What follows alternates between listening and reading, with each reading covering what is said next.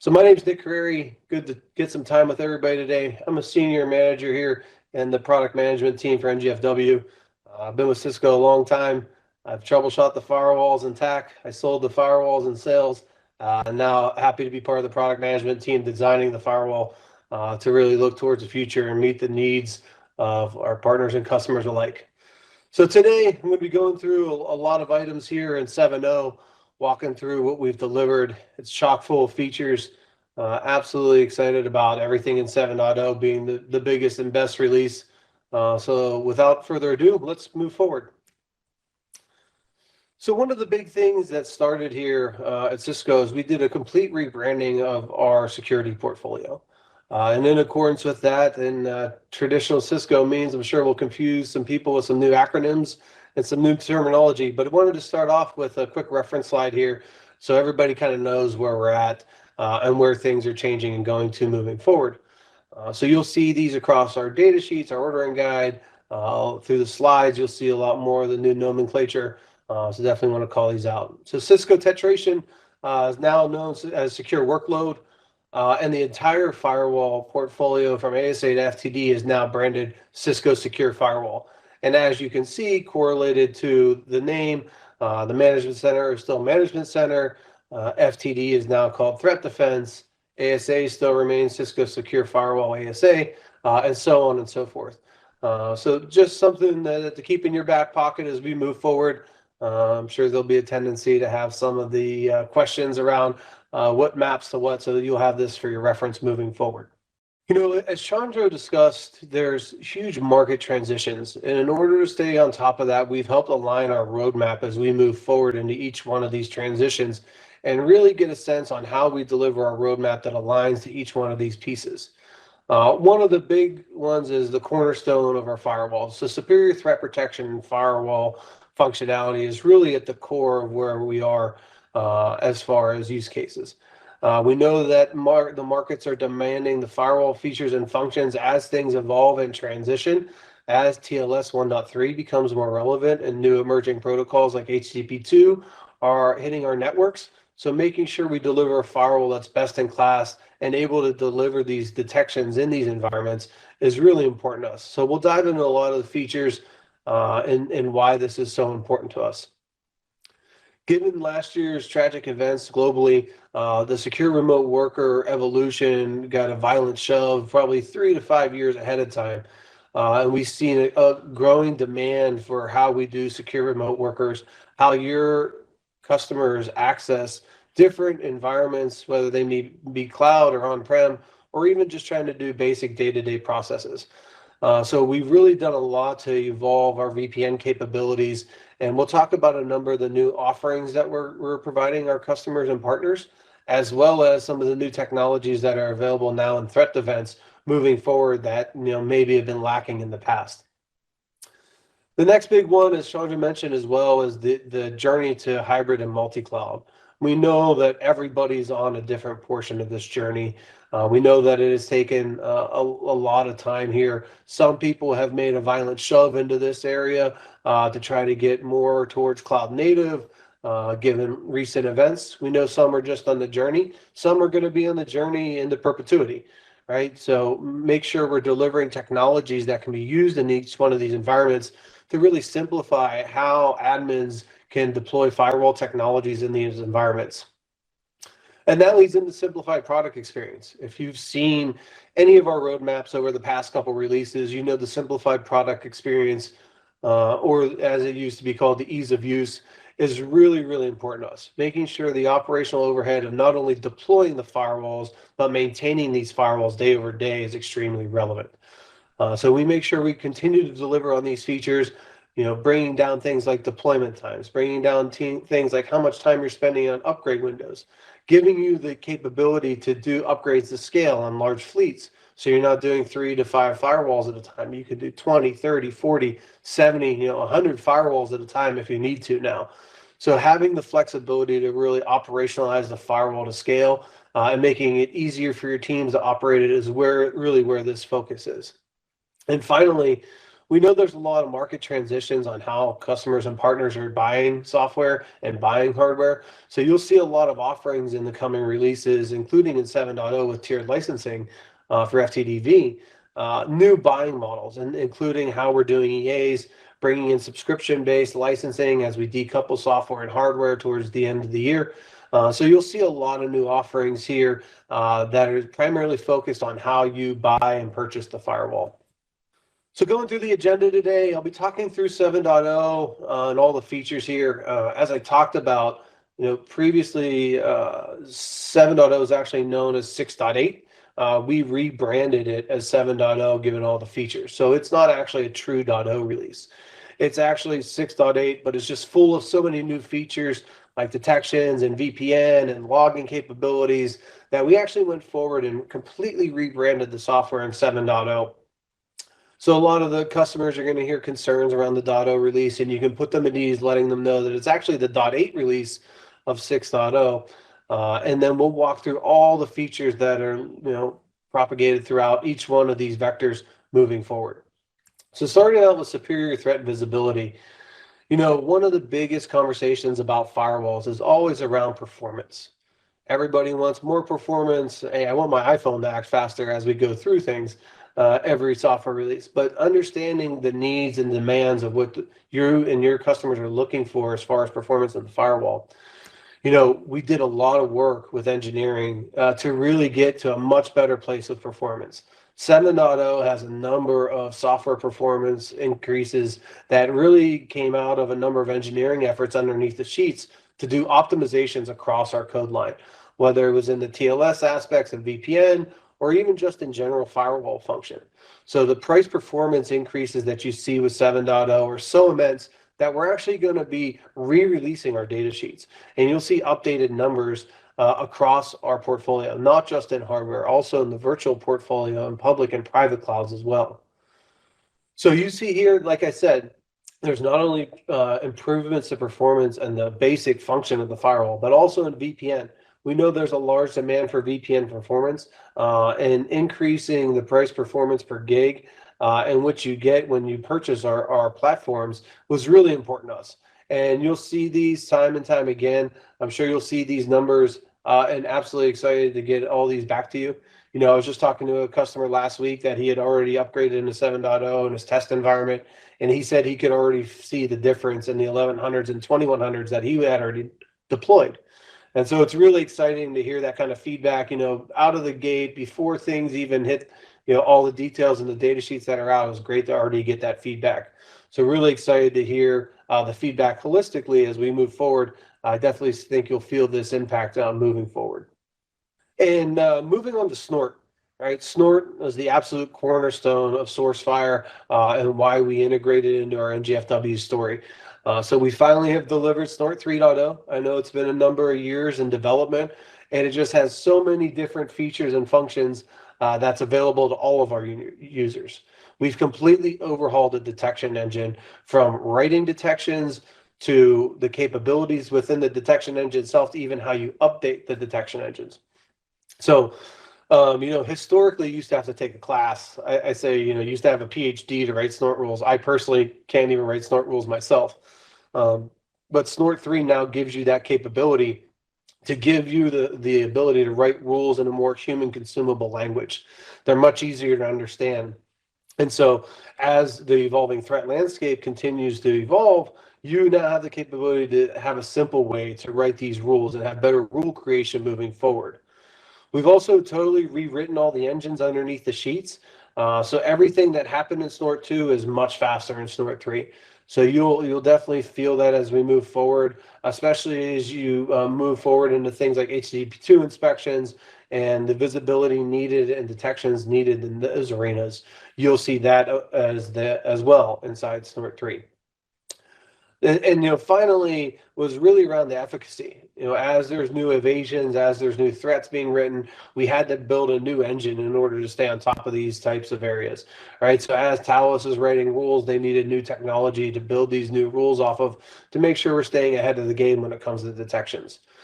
So one great thing about Snort 3, we released it in FDM and CDO in 6.7 in the fall. and now it's available in Secure Firewall as well. And also this summer, you'll see us release a containerized version of Snort called STS to give you those same capabilities and inspection inside Umbrella SIG. So whether you're doing detections in the traditional firewall or you're moving towards the cloud-delivered firewall, you have a seamless experience no matter what area you're in deploying firewalls when it comes to IPS capabilities and detections. One of the other big things about Snort 3 that was a constant talking point in Snort 2 was around Snort restarts. So now we've done away with Snort restarts. There's a whole different infrastructure in place on how we deploy policy. So you'll see a whole different feel as you deploy these changes. So as you make changes to the policy, you no longer have to worry about what's happening behind the scenes whenever you hit that deploy button. You don't have to worry about Snort restarts. And so you'll really get to feel the advantages there, not only in the detections, but how you operationalize it as well. As I mentioned, it's been a big focus area on what we've done. We've even streamlined how we update Snort 3, which is now called LSP updates. So definitely look for those. I have several hundred slide decks on Snort 3, so we could probably spend our whole time here discussing it. But definitely, if you want to have a deep dive, set up some time with your local teams, get into all the nuances of Snort 3. Extremely powerful for all those security-focused teams. An extremely powerful tool that's the cornerstone of our IPS. And, with Snort 3 and really any security offering at Cisco, you now have the capability to leverage SecureX. So SecureX, I like to call it the API integration on steroids, right? So now you have the capability to bring in all the security solutions, even third-party solutions, in a single place with SecureX. And this really closes the gap between active defense and incident response, right? So it accelerates the capabilities of the teams to really evaluate what's happening on the network when there's some threat, maybe there's something that's happening, and so now minimizing that time to detection and remediation. So now we have the FMC hosted SecureX ribbon directly inside the FMC. So what you're seeing here is a threat that can be evaluated directly in the FMC that's integrated to SecureX. And one of the other great things about SecureX is the team has done an immense amount of work to build pre-built playbooks for you to utilize. A lot of questions in the past around integrations with ServiceNow, integrations with Tufin, you can now see as direct partnerships and integrations, pre-canned, pre-built playbooks that you and your teams and your customers can leverage moving forward. So we'd absolutely love to hear more because we're doing a ton of integration work with these playbooks and how we can do better with our security portfolio and really see the full power of SecureX come to reality as we move forward. So this has been an absolute fantastic tool. We just had our 1-year anniversary or birthday, as you may have seen at RSA with SecureX, and we're just continuing to move the needle forward. So really excited to deliver a lot of the pieces here inside SecureX and have a direct integration with the FMC into SecureX as well. So let's move on to simplified product experience. This tends to be the biggest resonating area as I talk to partners and customers alike on what's really important to them when it comes to the firewall. So looking forward, one of the greatest features that we delivered inside 7.0 was around the FMC capability to do global search. Now, historically, there were a different search engine in the access control policy. There was a different search engine in objects. There was a different search engine in connection events. And depending on where you were, you had some feature and function. Maybe you didn't. Maybe you could do editing in your NAT policy, but you couldn't do a search and edit in your, do a search and edit in your access control policy, but not in your NAT policy. So we've done away with all that and completely streamlined and unified how we did searching across the solution. So now you can search by name or IP address or object, and it'll return all the results directly in the screen. And then you can go ahead and pivot and jump to those areas and make changes and adjustments as necessary. This is a nice feature to really help navigate how the FMC is built. I know a lot of people can be overwhelmed on how the FMC is built, how many different screens there are and submenus to get through. And maybe you just want to say, hey, I just want to see an IP address. Where is it used? And now you can do that directly in the global search, and it's the same on every screen. So very powerful feature, definitely a big ease of use focus. I know it was a big fan favorite in the feedback that we've gotten so far inside 7.0. The device health monitoring was a huge feature that we launched in 6.7. And we continue to evolve this release after release. Historically, there was no simple way for teams to really see simple data, like how much throughput is coming through the firewall, how much CPU is being consumed by a single flow. What about the critical processes? Is there an easy way to see if my critical process is doing well or not? Device health monitoring takes that to the next level, right? So we now offer device health monitoring not only at the device level, but also the FMC level. One of the biggest issues with the FMC is I see, everybody's always ballooning up the databases. Then they fill up the event databases because firewall logs can be very chatty. And then they want to know why their FMC is very sluggish. Well, if you fill up a database with, a billion events, and then you have to do a query on it, it makes it very difficult as you increase the size of that database to go ahead and do that query. So you really get this powerful solution inside device health monitoring. And it gives a whole bunch of pre-canned dashboards. You can build VPN monitoring dashboards. But the really powerful piece of device health monitoring is the flexibility of it. It was built in such a way that maybe certain users want to look at interface data correlated to memory and some of the key processes. And maybe your security team wants to focus on through interface throughput mapped to CPU. They want to know if there's some inspection CPU that's being pegged. They can now build those custom dashboards on the fly as they would like it directly in device health monitoring. So you get this really powerful dashboard inside the FMC. Now, we know that a lot of customers don't necessarily use the FMC to monitor their firewalls, or maybe they use it in conjunction with an SNMP monitoring. And the great part about how this was built was we actually unified the underlying SNMP infrastructure on how the firewalls are monitored. Historically, pre 6.7, you had different SNMP OID libraries for your system and your data plane, your inspection plane, your FMC was different. And so what we've done is we've completely unified the SNMP infrastructure underneath the sheets. So you now have a single set of libraries to consume as you feed into your third-party tools. So if you have SNMP monitoring, you can now leverage those in a single place, and you don't have to guess which area of the solution you're in and pick that SNMP infrastructure. Fantastic piece of the solution, right? I definitely think it was done right. And there'll be a lot of use cases, and I know customers will want to use APIs to get information off. So there's some really great flexibility that was built inside this dashboard to really give you the monitoring capabilities that are necessary in today's world, demanding how we monitor these solutions. Definitely take a look at it if you haven't seen it yet. I love the critical processes. It gives you an easy way to monitor whether firewalls are doing well or poorly, or maybe there's a particular process that you're having issues with on the FMC. You could easily spot check that here. So definitely a huge leg up as it's been historically for you and your teams. As I mentioned, we've done a lot of work on the front end and the back end of the FMC. We overhauled the user interface a couple releases ago. We overhauled the backend databases as well a couple releases ago. But now really streamlining that process and giving you a single place to view events. If you look at the FMC, there's probably 4 different areas to view connection, IPS file, and malware events, 5 if you include security intelligence.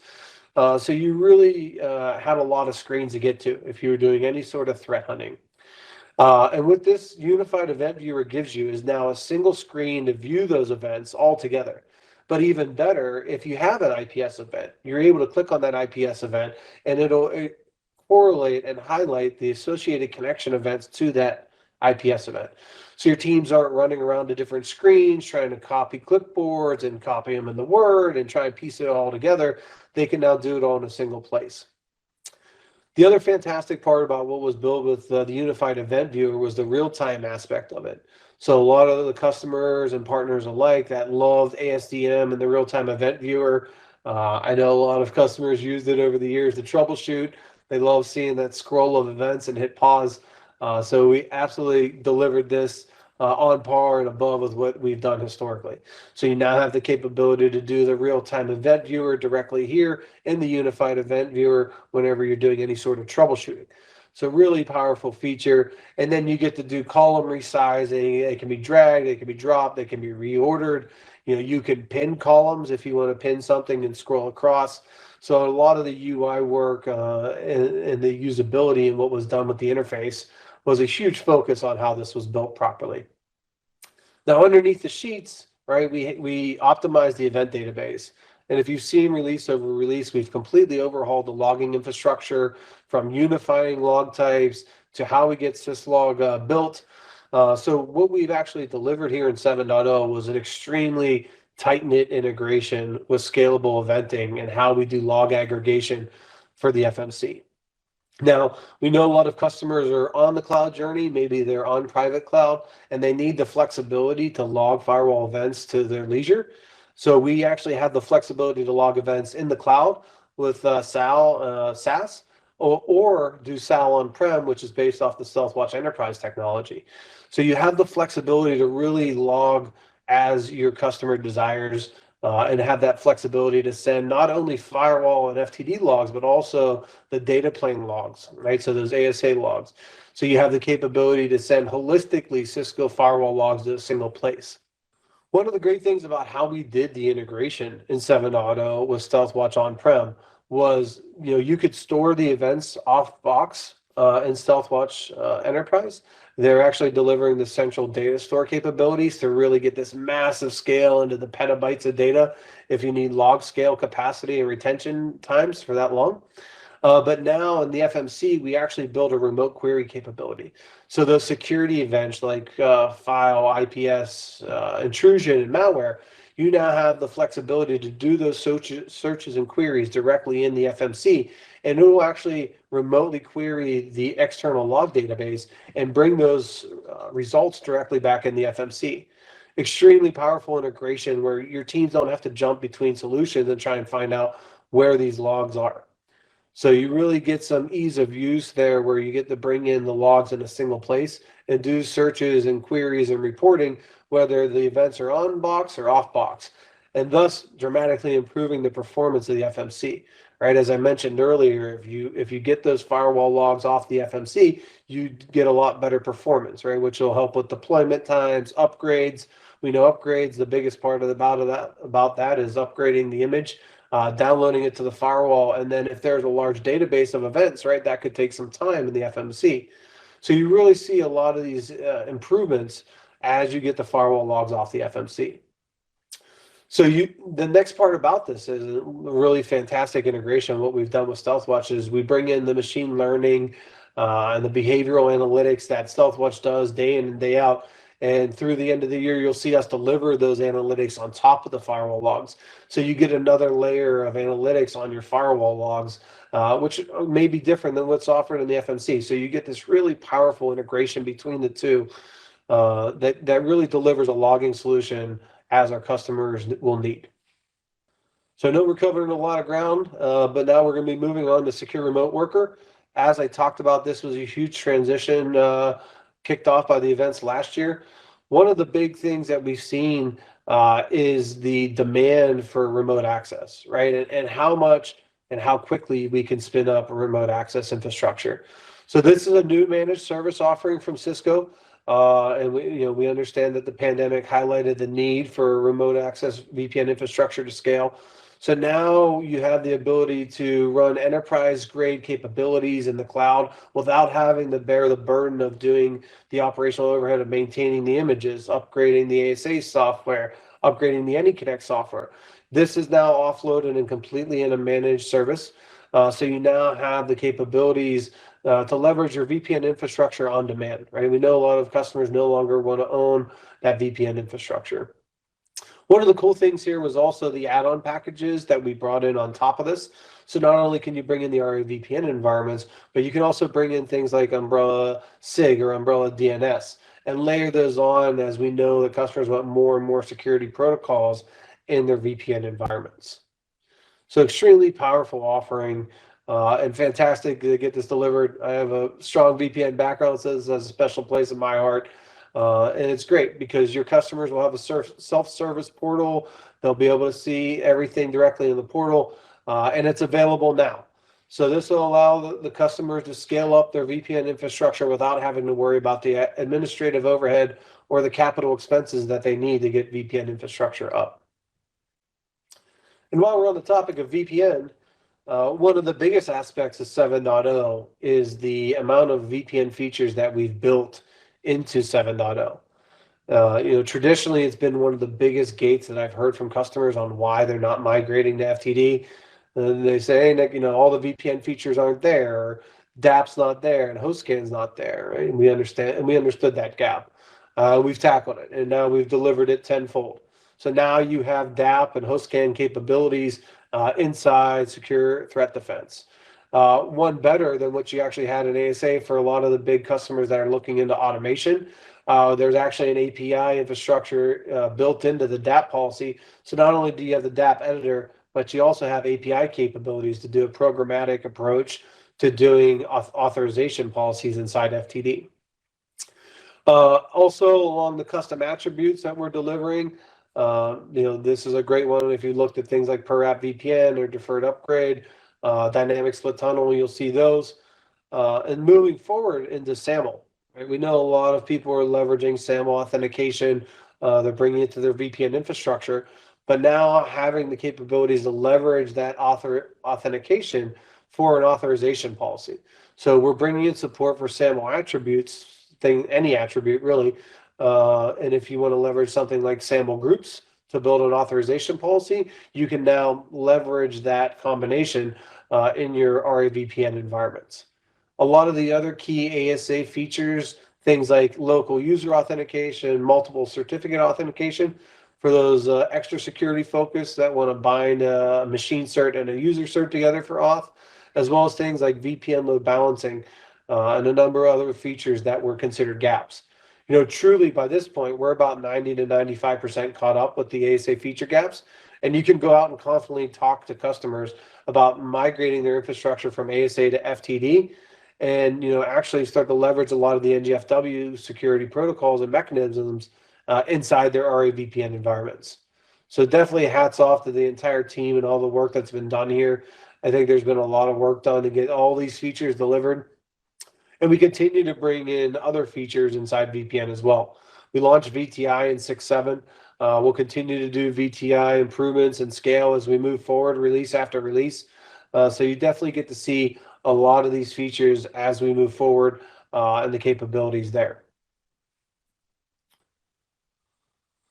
So enabling cloud transitions.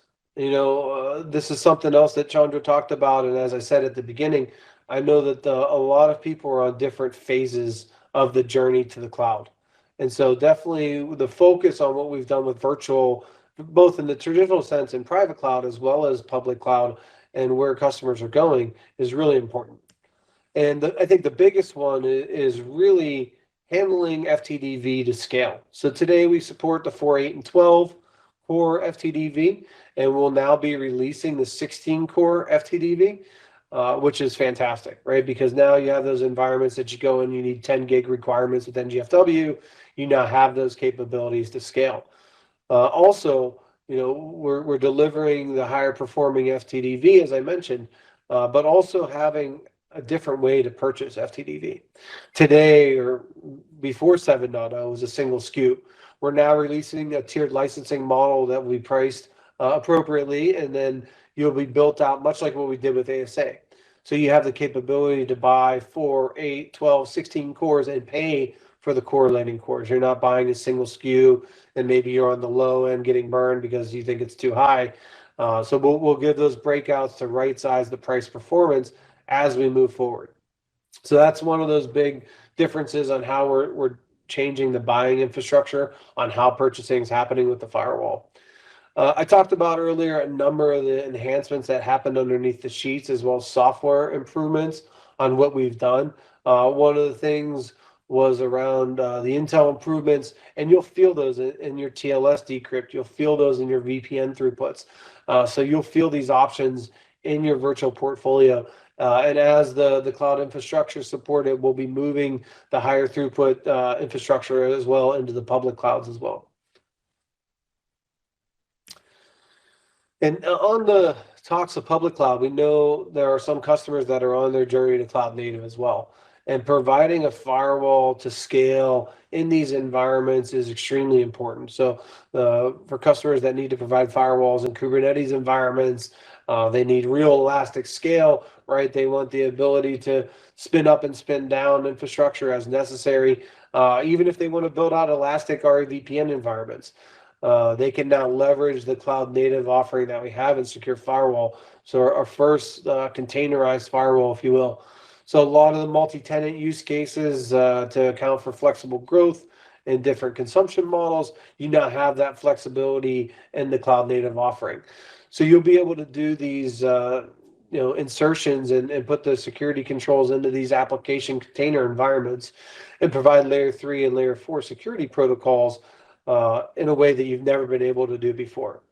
So at launch, as I mentioned, the Secure Firewall Cloud Native is going to be a layer 3, layer 4 security protocol, which will have support for insertion into AWS. We'll have upcoming releases as well that will support additional environments and also bring in layer 7 capabilities, right? Bring in NGFW capabilities to scale, which will quickly follow the release here. Now, talking about integrated platform. This is a really big and exciting one for me. As you know, we've talked time and time again, there's a lot of customers that are in the transition that are going to different areas and different environments. And one of the things they'll be able to leverage as part of 7.0 is attribute-based policy. What attribute-based policy does is it takes into account the problem that admins are just simply not able to keep up with security policy, right? It takes time to schedule change windows. It takes time to get approval for change windows, and then executing and deploying them takes even more time. And we've heard this one loud and clear, and it just doesn't work in a hybrid or multi-cloud environment. In these environments, workloads are spinning up and spinning down faster than we can even get policies approved for deployment. And so a lot of IT admins are having issues keeping up and keeping security policy up to date in these environments. So, and this is really any dynamic environment, whether it's a public cloud, right? AWS, Azure, GCP, OCI, doesn't matter, or some on-prem private cloud integration with NSXT or Tetration or APIC. Really, any dynamic environment this is applicable to. And so, what we've done inside 7.0 is we actually gave you the ability to build a dynamic object in your access control policy.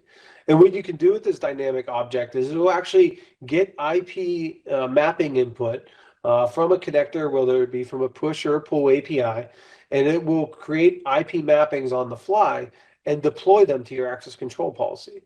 And where the power comes in the dynamic attributes here is you deploy your dynamic object once to your access control policy, and it stays up to date, and you never have to deploy that again in order to stay up to date in these environments. So as your DevOps teams are spinning up workloads in AWS and spinning them down before the end of the day, you can actually have a single object that'll hook into these environments and pull down IP mappings and update the object on the fly and keep your security policy and posture relevant in these environments. One of the other big pieces that we'll be releasing as well is the Cisco Secure Dynamic Attribute Connector. I know, another great acronym from Cisco. But we'll be releasing CSDAC that will actually hook into these dynamic environments and pre-build the integrators for these. So out of the gate, we'll be supporting AWS, Azure, NSXT, and very shortly O365. So you'll have integrations into these environments and be able to pull IP and other tag mappings directly down and build policy to scale. What was really fantastic about how the team built attribute-based policy was it's based off an API infrastructure. And so if you have some custom environment, or maybe you have a homegrown app that isn't in the public cloud or isn't going to be open for the public, you can actually still leverage this solution. So you can leverage the REST APIs that we built into attribute-based policy, hook into these dynamic environments and build integrations and pull the IP mappings on your own and build dynamic objects on the fly. You don't have to wait for us to build them in the CSDAC, right? And we know there's a lot of teams out there that have DevOps teams that are, or automation teams that are more interested in building these faster than we'll release them. So we definitely wanted to keep that in mind when we release that. And so where this really landed was a capability that not only gives you a power to keep the firewall relevant in these environments and stay up and dramatically reduce the operational overhead, but also gave you the ability to hook into dynamic environments and give you the open capability so you don't have to wait for Cisco to come up with the next integration piece. You can build these integrations on the fly as you need to. And as I mentioned, there's a push and a pull API built into this, so you can actually build those into the FMC yourself without having to wait from us. So extremely powerful, extremely relevant. I know we've talked quite a few times about how reducing the operational overhead of the firewall has really been a big focus. I think this absolutely delivers on that promise to our customers and partners alike. And I've heard a lot of great feedback, and I think there's a lot of relevant use cases that we'll see as we move forward to really reduce how we can operationalize the firewall in these environments and not have your team spend all day making IP address changes. Finally, on the secure workload and firewall integration, right? So formerly known as tetration, there's been an immense amount of work to really correlate and work together and build a unified segmentation story on how you can leverage secure workload and secure firewall together. So actually, secure workload will take into account the zero trust segmentation rules. It'll analyze the data center traffic. It will actually go ahead and build those rules based off the traffic that it sees. And then it will make a call into the FMC and deploy those rules to the pre-filter. And then those rules will get propagated down to the firewall. So as we've talked about integrations time and time again in the Security Business Group, you see us continue to deliver something that is not done anywhere else in the market. So extremely excited to see this integration completed. You'll actually see more and more integrations around workload and firewall moving forward. So a number of other use cases. But absolutely, as we talk about firewalls to scale and zero trust and data center security, you see an extremely key use case here on the unified segmentation between workload and firewall. So extremely excited to get this one delivered, and definitely one that we'll be seeing time and time again as we walk through the use cases in the data center. And with that, I appreciate everybody's time today. I know we've covered a lot of ground. 7.0 is just absolutely chock full of features. I urge you to go ahead and look at the release notes, dive in further, engage your local teams, and get up to date. Happy to do a deep dive and schedule up time. I'm sure everybody's available, and happy to give more detail here on 7.0.